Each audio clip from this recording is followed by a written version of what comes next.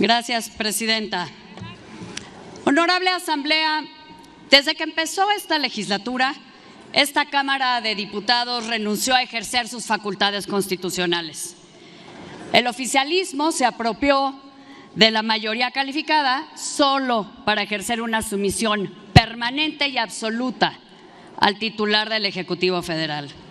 Ya sabemos que el presupuesto se va a aprobar sin modificaciones sustantivas, sin que podamos ejercer la facultad más importante que tiene esta soberanía, definir cómo y en qué se gastan los recursos de los mexicanos. Ya sabemos que van a endeudar más al país y a las siguientes generaciones. Ya sabemos que van a quitarle recursos al sistema de salud, a la seguridad, a la justicia, a la cultura, a la infraestructura, al turismo, al campo, a la educación, a los consulados, a prácticamente todo. Dicen que los ejes de este presupuesto son la prosperidad compartida y el estado de bienestar. Pero ¿cómo va a haber prosperidad si no se invierte en nada de lo que genera productividad? ¿Cómo pueden decir que están apuntalando el estado de bienestar si cada vez hay más millones de mexicanos sin acceso a los servicios de salud, que pagan de su bolsillo consultorios privados para suplir las deficiencias del sistema público? Cada vez hay más millones de mexicanos sin medicinas y sin vacunas y menos niños y jóvenes que asisten a la escuela. Y los que asisten lo hacen a escuelas cada vez más dilapidadas porque no están invirtiendo nada en desarrollar la infraestructura educativa del país, y los que van a esas escuelas tampoco aprenden mucho o casi nada de lo que les permitiría ser competitivos, desarrollarse plenamente y generar ingresos suficientes para ellos y sus familias. Compañeros del oficialismo, ustedes están centralizando funciones en el gobierno federal, pero al mismo tiempo están desmantelando las capacidades institucionales del Estado mexicano.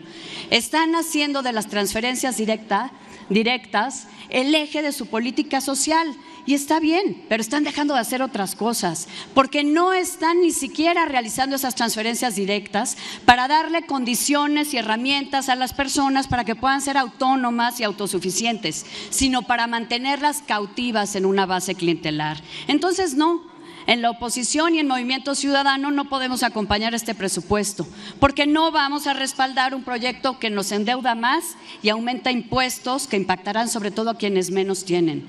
No podemos acompañar un presupuesto que no es transparente y que por el contrario simula y quiere engañar con la verdad, porque dicen aquí sube 20 y tantos %, por ejemplo, el presupuesto de salud. Pues sí, pero lo que no dicen es que sube sobre todo para gastos de operación del IMSS Bienestar. Dicen sube el presupuesto de seguridad.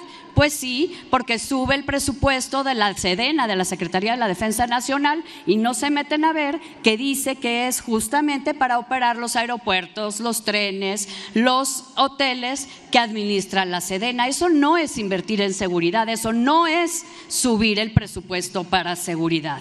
No vamos a respaldar un proyecto que no busca desarrollar capacidades institucionales ni capacidades productivas para que México crezca en el largo plazo, que tiene una lógica clientelar y de corto plazo, que hace que el país pierda oportunidades hoy y que esté menos preparado para enfrentar los retos que hoy ya tenemos, pero también los desafíos que van a venir en el futuro no muy lejano.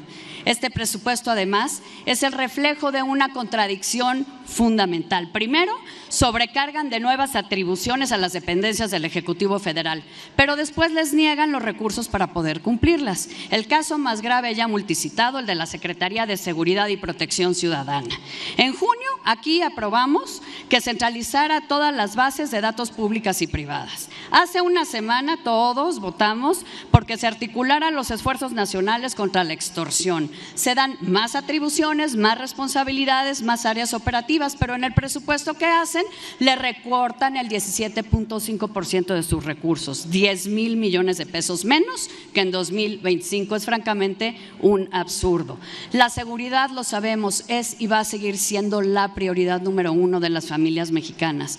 Por desgracia, le están dando la espalda a esa ciudadanía porque le están dando la espalda a las policías locales. Mientras el crimen organizado controla más de la mitad del país, ustedes deciden abandonar a quienes son la primera línea de defensa. en el territorio.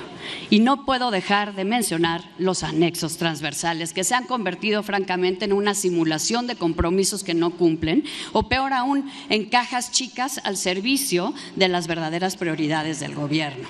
La Sedena recibe casi la mitad del anexo transversal de cambio climático, 88,000 millones de pesos. Mientras tanto, la Semarnat apenas recibe el 2,8% de ese anexo. Y en el anexo para desarrollo de los jóvenes se contemplan, por ejemplo, más de 44,000 millones para mejorar la doctrina militar del Ejército y la Guardia Nacional. Explíquenme, por favor, eso en qué contribuye para desarrollar a los jóvenes del país. Entonces, mienten con la verdad. Y la lista de ejemplos es tan extensa como las insuficiencias de este presupuesto. Concluyo, Presidenta, con esto.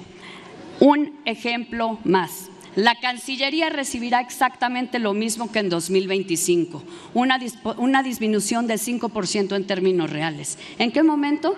Justo en 2026. Cuando se llevará a cabo la revisión del TEMEC, cuando seremos coanfitriones del Mundial de Fútbol y cuando Estados Unidos va a celebrar elecciones intermedias en uno de los momentos y coyunturas más complejas para nuestra comunidad en Estados Unidos. Puro contrasentido. En Movimiento Ciudadano no vamos a apoyar este presupuesto porque es irresponsable, porque es mentiroso y porque va a lastimar a los mexicanos de hoy, pero sobre todo a los de mañana. Muchas gracias, Presidenta.